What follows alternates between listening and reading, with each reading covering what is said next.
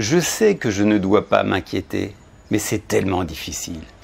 Je sais que je dois me décharger sur le Seigneur de tous mes soucis, mais c'est tellement difficile. Je sais que je peux marcher dans la santé, mais c'est tellement difficile. Je sais que je ne dois pas pécher et me sanctifier, mais c'est tellement difficile. Peut-être êtes-vous comme l'immense majorité des chrétiens, vous pensez que la vie chrétienne est difficile. En fait, tout est une question de perspective et du point de vue duquel vous partez fera toute la différence. Bien des chrétiens sont complètement vaincus parce qu'ils se considèrent en bas de la montagne et qui regardent vers le haut et ils imaginent toute la distance à parcourir. Mais si au contraire vous vous situez au-dessus de la montagne et que vous regardez en contrebas, la vie vous sera toujours bien plus facile. Tout est une question de perspective. Bonjour, je suis Olivier Moulin, je suis pasteur et évangéliste et j'aime enseigner des choses pratiques et bien entendu spirituelles, des choses de la parole de Dieu. Et je voudrais m'entretenir aujourd'hui avec toi sur ta véritable identité. L'une des raisons pour laquelle bien des chrétiens sont vaincus dans la vie, eh bien, c'est qu'ils regardent leur vie du mauvais bout de la lorgnette. Et en fin de compte, la vie chrétienne est une question de perspective. Il y a quelque chose que vous devez comprendre, c'est que en Jésus-Christ, vous avez une nouvelle nature. Le jour où vous avez accepté Christ comme Seigneur, eh bien, le Dieu Tout-Puissant, la personne de Jésus-Christ, est venu habiter dans votre esprit. Vous avez toute la plénitude de Christ en vous. C'est pas moi qui le dis, c'est la Bible. Vous avez déjà toute la plénitude de Jésus-Christ en vous. Non seulement ça, mais votre esprit lui-même, c'est-à-dire que l'esprit nouveau que Dieu vous a donné à la nouvelle naissance est parfait. Il est aussi saint que Jésus l'est. Vous êtes déjà parfait en Jésus-Christ. Votre esprit est saint. Vous savez, bien souvent, les gens regardent à qui ils sont d'un point de vue terrestre plutôt que de regarder à qui ils sont déjà en Jésus-Christ. Et une chose que vous devez comprendre, c'est que le vieil homme, appelé aussi l'homme de péché, est complètement mort. Bien des gens pensent qu'il y a comme une dualité. Il y a d'un côté dans leur propre être le vieil homme, l'homme de péché, et ensuite l'être spirituel, renouvelé selon l'image de Jésus-Christ. En fait, il n'y a pas deux personnes. Le vieil homme est littéralement mort. Il est mort. Le vieil homme n'existe plus. Mais vous êtes en train de me dire, mais qu'est-ce que tu me dis, Olivier? Mais non, le vieil homme n'est pas mort. Mais si, il est mort. Ce n'est pas moi qui le dis, c'est ce que la Bible dit. Maintenant, lisez le passage suivant. Nous savons que notre vieille nature a été crucifiée avec lui afin que ce corps de péché soit réduit à l'impuissance et que nous ne soyons plus esclaves du péché, car celui qui est mort est libéré du péché. Verset 11. Considérez-vous comme mort au péché et comme vivant pour Dieu en Christ Jésus. On nous dit littéralement ici que la nature a été réduite à l'impuissance. Il n'y a pas encore un peu de puissance. Le péché a littéralement été crucifié à la croix. Il n'y a plus aucune puissance du péché dans votre vie. Il faut savoir que lorsque l'on parle du péché, on ne parle pas d'un acte seulement, mais d'une nature. Le mot péché est mentionné 49 fois dans le livre de Romains et dans 47 des cas, eh bien, il désigne une nature du péché. Le péché, ce n'est pas un acte seulement, mais c'est une nature. Et cette nature a été crucifiée. Dès l'instant où vous acceptez Jésus-Christ, eh bien, cette nature, vous en avez été débarrassé et Dieu a mis en vous un esprit qui est parfait. Et lorsque Dieu vous regarde, il ne regarde pas à qui vous êtes encore, enfin d'ailleurs à qui vous n'êtes pas, ne regarde pas à vos imperfections, même à vos péchés, mais il regarde à la personne parfaite que vous êtes en Jésus-Christ. Et vous devez être beaucoup plus conscient de qui vous êtes en Jésus-Christ, plutôt encore qu'à vos imperfections et à vos péché. Et c'est dans la mesure déjà où vous prenez conscience de ce fait que le péché va perdre de sa puissance. Alors certains diraient, mais Olivier, comment est-ce que tu peux dire que le vieil homme n'existe plus, que le péché a été crucifié, qu'il n'y a plus de nature du péché en moi parce que je continue de pécher, je suis toujours tenté. En fait, ce qui se passe, c'est que c'est au niveau de notre âme que tout se passe. Et nous pouvons vaincre le péché en transformant notre intelligence. L'apôtre Paul dit en Romains chapitre 1 verset 2, « Offrez vos corps comme un sacrifice, en sacrifice, et ne vous conformez pas au monde, mais soyez transformés, comment ? Par le renouvellement de notre intelligence. » C'est par le renouvellement de notre intelligence que nous prenons le dessus sur le péché. En fait, le péché n'a plus de puissance sur nous, mais c'est-à-dire que nous nous sommes tellement habitués à pécher, nous avons tellement programmé notre âme à pécher que, en fin de compte, c'est le péché qui domine encore. Mais déjà, vous ferez un grand pas en avant le jour où vous déjà réaliserez quelle est votre véritable identité. Trop souvent, les gens sont focalisés sur... ils se regardent en fait en bas de l'échelle, ils regardent à qui ils sont d'un point de vue naturel, plutôt que de se regarder d'un point de vue spirituel. Et déjà, ça fait une grande différence.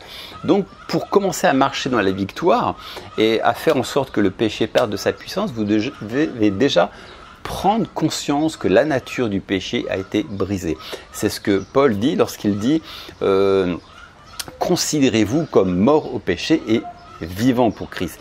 Considérez-vous comme mort au péché, ça veut dire prenez déjà conscience de cette vérité, méditez-la, nourrissez-vous-en et marchez à la lumière de qui vous êtes dans l'esprit. Ça ne veut pas dire que ça veut dire nécessairement du jour au lendemain, mais déjà vous devez changer de perspective. Déjà le fait d'être en haut de la montagne ou d'être en bas fait toute la différence.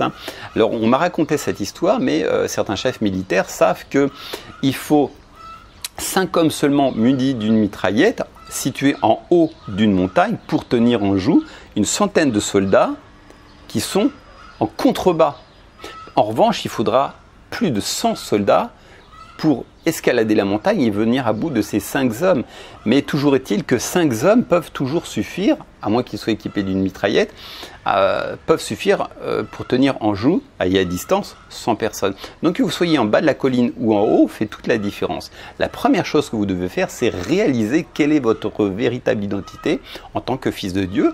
Le deuxième point, c'est que vous devez comprendre que la nature du péché a été brisée. Alors justement, j'avais entendu cette histoire d'un pasteur. Dans son église, il y avait un homme qui disait « Pasteur, je ne peux pas m'empêcher de coucher avec plein de femmes. Même la veille de son mariage, il a trompé sa fiancée, il a couché avec une autre femme. Et c'était tout le temps comme ça. » Alors au moins, cet homme a eu l'honnêteté de le reconnaître. Vous savez, il y a tellement de gens qui sont dans les églises qui font « Oh, saint, saint, saint est le Seigneur, je suis saint », et puis qui mènent une double vie. Au moins cet homme, il avait l'honnêteté et le courage de le reconnaître. Et cet homme, l'a encouragé justement à prendre conscience que la nature du péché avait déjà été vaincue. Il l'a attiré vers ce verset qui dit « Considérez-vous comme mort au péché et voyez-vous comme vivant pour Christ ». Et cet homme, régulièrement, même littéralement, il lui avait dit visualise un cercueil et vois-toi mort dans le cercueil. C'est un peu bizarre, mais visualise carrément un cercueil et vois-toi dans ce cercueil. Il a fait ça, il a médité sur ses faits. Et les semaines et les mois ont passé, cet homme n'a plus jamais repêché, quoi. Vraiment, il y a une puissance. Et trop souvent, les gens se regardent, ils partent déjà d'une position de vaincu, quoi. Et c'est la raison pour laquelle ils vivent toute leur vie dans la médiocrité. Mais nous sommes déjà parfaits. Nous avons toute la sainteté de Jésus-Christ en nous, toute la pureté de Jésus en nous, notre esprit nouveau. Je parle véritablement de l'esprit que Dieu nous a donné. Eh bien, cet être est parfait. D'ailleurs, il faut savoir qu'on ne grandit pas dans l'esprit. C'est une erreur que beaucoup de gens font. Les gens disent qu'on grandit dans l'esprit. En fait, on ne grandit pas dans l'esprit puisque notre esprit nous est donné de Dieu. Il ne va pas nous donner quelque chose qui n'est pas bon. Tout ce que Dieu nous donne est parfait. Donc, il nous a donné un nouvel esprit. Je ne parle pas ici du Saint-Esprit, mais de l'esprit régénéré. Il a planté en nous un esprit qui était parfait, qui est aussi saint que Jésus l'est. Et donc, nous ne grandissons pas dans l'esprit, c'est dans notre âme que nous grandissons. Souvent, lorsque vous demandez à un chrétien de quoi il est fait, il va vous répondre souvent « je suis corps, âme, esprit ». Mais en fait, la Bible dit en 1 Thessaloniciens 5, 23 que nous sommes esprit, âme et corps. Mais le fait que les chrétiens répondent d'abord corps, âme et esprit révèle qu'ils sont beaucoup plus conscients de leur corps et de leur âme que de leur esprit. Mais Paul dit que nous sommes esprit, âme et corps. L'esprit est ce qu'il y a de plus important. Et vous ne devez pas vous regarder tel que vous êtes dans la chair, mais à qui vous êtes dans l'esprit. Et ça fait déjà vraiment la différence. Là, vous êtes déjà dans une position de victoire. Il y a beaucoup de gens qui vivent dans la culpabilité, dans la condamnation. Pourquoi? Parce qu'ils sont hyper selfish, comment dire, c'est des gens qui sont très égocentriques, très centrés sur eux-mêmes, et ils se regardent d'un point de vue humain. Mais c'est pas ce que Dieu veut. Dieu veut que nous nous regardions dans l'esprit. Il veut que nous marchions dans l'esprit. D'ailleurs, Jésus a dit, le temps est venu où les vrais adorateurs m'adoreront en esprit, en vérité. Marcher dans l'esprit, ce n'est pas quelque chose que nous pouvons faire. C'est quelque chose que nous devons faire. C'est quelque chose qu'il nous faut faire. Nous n'avons pas le choix. C'est un commandement. Nous devons marcher dans l'esprit et nous devons nous voir dans l'esprit. Et ça fait la grande différence. Vous êtes déjà dans une position de victoire. Donc, commencez à prendre conscience de votre véritable identité. Vous êtes aussi saint que Jésus, vous êtes aussi parfait que Jésus. Et la nature du péché qui vous pousse à fumer, qui vous pousse à la pornographie, qui nous pousse, même sans aller jusqu'à des extrêmes, parce qu'on a tous des mauvaises habitudes, on pêche tous. Mais déjà, le fait de prendre conscience de ces choses-là, c'est déjà un grand pas en avant qui va énormément nous aider. Et ensuite, ce qu'il faut donc déjà, il faut prendre conscience de cette vérité. Et ensuite, il faut aussi nous laisser transformer dans notre intelligence. Il faut renouveler nos pensées afin que nous soyons transformés. C'est pas au niveau de notre esprit que les choses se font, c'est au niveau de notre âme. Notre âme doit s'aligner avec qui nous sommes dans Jésus-Christ, en Jésus-Christ. Mais souvent, les gens ils luttent contre le péché. Nous n'avons pas à lutter contre le péché, puisque le péché a déjà été vaincu. Est-ce que vous luttez contre un vieil homme qui est mort? Il était crucifié, le homme. Et il y a beaucoup de gens qui ne comprennent pas. Les gens s'imaginent qu'ils vivent avec deux personnes, le vieil homme et l'homme saint. Mais non, ça serait de l'adultère. Hein. Dieu va pas, ça serait de la polygamie. Nous ne sommes pas dans un adultère. Deux personnes complètement, l'une satanique et l'autre divine, ne peuvent coexister dans la même personne. Et Dieu ne nous demanderait pas d'être saints, de faire sa volonté, si nous avions encore cette nature, ce vieil homme, cette nature corrompue. Non, celle-ci a été tuée à la croix, crucifiée à la croix. Maintenant, nous devons nous prendre conscience de cette vérité et ensuite nous laisser transformer par le renouvellement de l'intelligence. Il y a, je pense d'ailleurs à une autre histoire, il y avait, je crois que c'était Kees Moore, un pasteur qui s'appelle Kees Moore. Il y avait un homme dans son église qui ne parvenait pas à s'arrêter de fumer et le pasteur lui a dit, eh bien, prends conscience que tu es la justice de Dieu. C'est ça la justice de Dieu, c'est-à-dire que Dieu en fait a crucifié le vieil homme et qu'il devait se voir comme vivant en Jésus-Christ. Et cet homme, à chaque fois qu'il fumait une cigarette, il disait « Je suis la justice de Dieu ». Il refume « Je suis la justice de Dieu ». Et ça a duré comme ça pendant des semaines, des mois, je ne sais pas combien de temps. Et un jour, il a pris une cigarette, il a fait « Mais je suis la justice de Dieu, comment est-ce que je peux continuer de fumer ?» Il a projeté sa cigarette, il n'a plus jamais refumé. Dieu l'a libéré. Il a pris conscience qu'il était la justice de Dieu. Il a commencé à se voir comme mort au péché et vivant pour Christ. Et c'est comme ça qu'il a vaincu le tabagisme. Votre identité aujourd'hui, elle est en Jésus-Christ. Il faut arrêter de vous voir comme un pécheur, comme un être déchu, comme un être méchant. Voilà. Vous devez d'abord prendre conscience de qui vous êtes en Jésus-Christ parce que là se trouve votre véritable identité. Si une personne, un chrétien a encore des penchants homosexuels, elle n'est pas homosexuelle, elle est fils ou fille de Dieu. C'est juste un fils ou une fille de Dieu qui lutte encore contre l'homosexualité, mais elle n'est pas homosexualité, ce n'est pas son identité. Si vous avez des problèmes avec le tabac, vous n'êtes pas tabagique en tant que fils de Dieu. Vous êtes un chrétien né de nouveau, sauvé, mais qui a encore un problème avec le tabac. Vous n'êtes pas tabagique, ce n'est pas votre identité. Quelle que soit la chose, votre identité aujourd'hui, elle est en Jésus-Christ. La Bible dit, il y a un verset qui dit que toutes choses anciennes sont passées. Quiconque est en Christ est une nouvelle créature. Toutes choses sont devenues nouvelles, toutes choses anciennes sont passées. Il n'est pas écrit qu'elles sont en train de devenir passées ou qu'elles sont en train de devenir nouvelles, mais qu'elles sont nouvelles, c'est un fait accompli. Hein? Vous êtes déjà parfait, c'est juste que votre âme, le siège de vos émotions, de votre intelligence, ne s'est pas encore soumis à qui vous êtes véritablement dans l'esprit. Mais le fait de comprendre tout ça va déjà énormément vous aider. Il y a un verset qui dit aussi qu'il n'y a plus aucune condamnation pour celui qui est en Jésus-Christ, qui marche non selon la chair, mais selon l'esprit.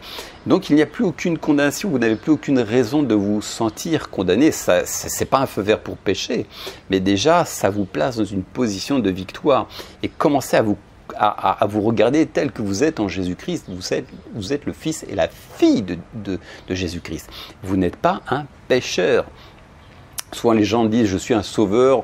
Je suis un pécheur sauvé par grâce. Non, vous n'êtes pas un pécheur sauvé par grâce. Vous étiez un pécheur sauvé par grâce. Aujourd'hui, votre identité, c'est l'identité d'un fils et d'une fille de Dieu qui avaient encore des péchés. Mais déjà, le fait de prendre conscience de votre identité va vous placer dans une position d'autorité et le diable aura déjà beaucoup moins d'influence sur vous. Hein, vous ne serez plus en bas de l'échelle en train de vous voir comme un vermisseau, mais vous allez être déjà comme dans une position de fils de Dieu et surtout, vous prendrez conscience que le péché qui vous rend captif a été vaincu. Il y a déjà un blocage psychologique qui va se faire. Vous savez que vous avez déjà autorité contre vos mauvais penchants. Vous avez une puissance. Ce qui donne de la puissance à vos addictions, à vos péchés, a été brisé. Cette puissance-là a été brisée. Vous êtes déjà donc dans une position de victoire. Voilà, c'est tout ce que je voulais partager avec vous. Il fait un peu chaud, je m'arrête, je suis à Casablanca au Maroc et là je transpire. Bref, je vous donne rendez-vous pour une prochaine vidéo. Ciao!